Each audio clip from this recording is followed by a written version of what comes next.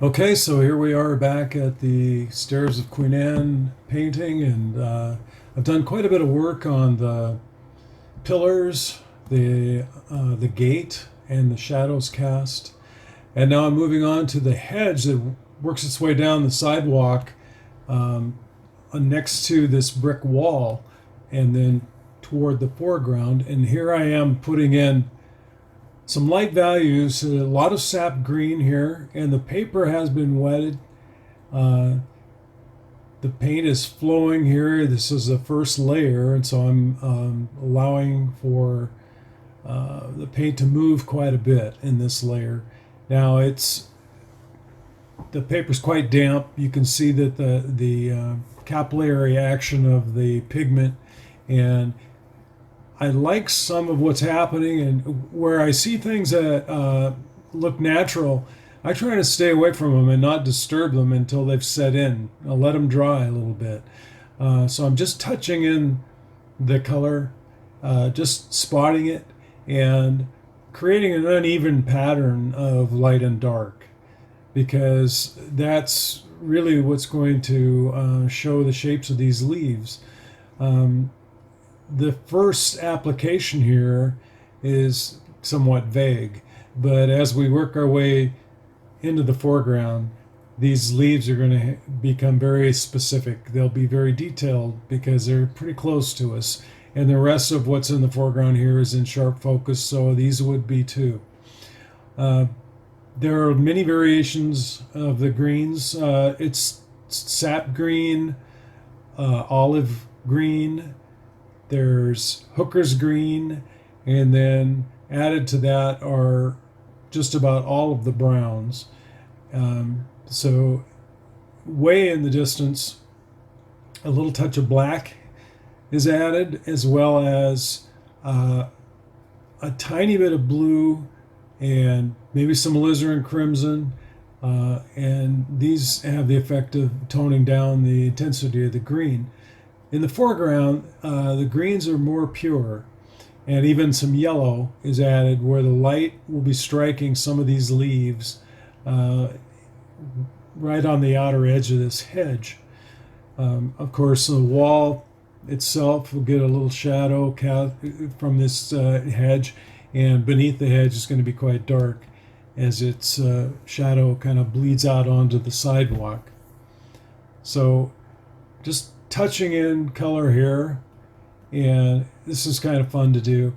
Um, just want to use basically the tip and sometimes the side of the brush and just touch the paper erratically. Um, Try not to make a repeating pattern, and keep it organic as much as possible.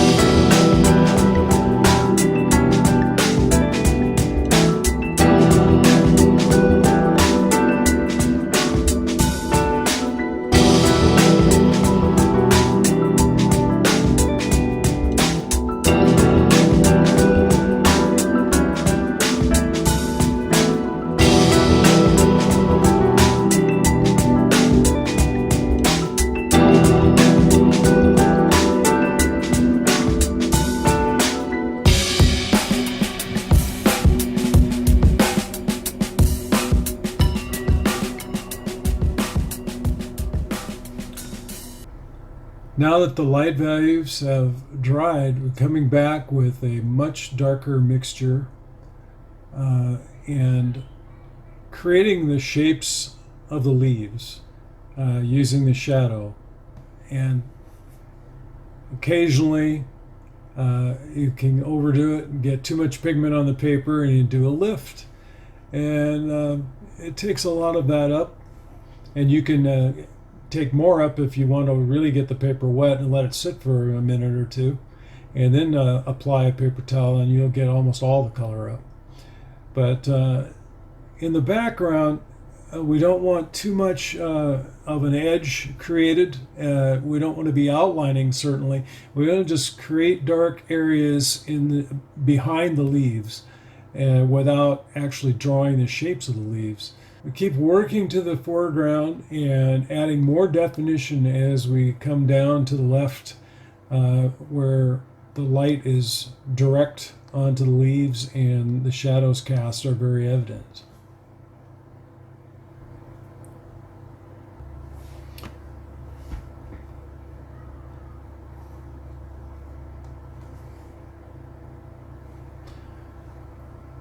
Now a dark mixture is used to create the shapes of the leaves and to flatten some of that color in the areas that are in the distance. As we come forward, I'm going to leave the lights very light where the sun is striking. Probably going to add a little yellow ochre to the greens and let them remain very light in value. So just gradually shaping each leaf, because these can be seen in focus. They're quite a bit toward the foreground and they need to be sharp to give that perception of depth. Because as we move into distance, they become more and more vague. Shadows down close to the sidewalk. And our colors are going to have a little more intensity. They're going to have a little more depth of the color. The greens get greener as they come forward. As you move back, they become browner and grayer and diffused.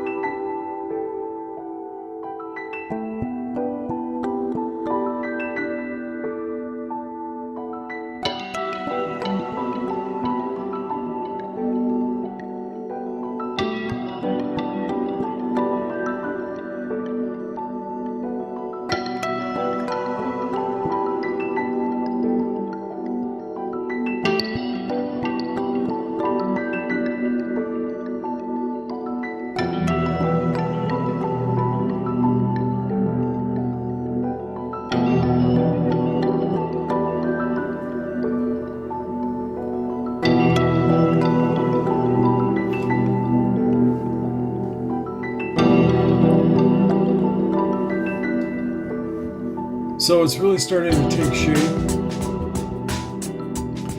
and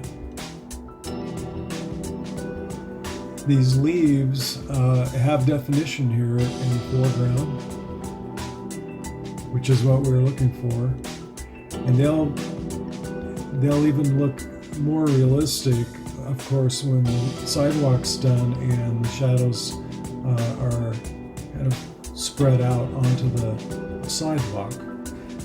The wall will also get a little bit of shadow created by this hedge up against it, which isn't there yet.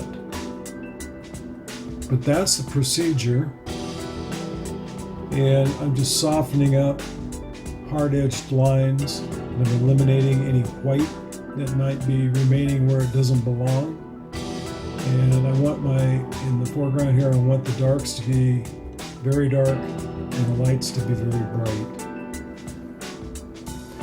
And thanks for hanging in there for the hedge. And now I'm going to move on to another pillar and work on the big capital of the pillar, which is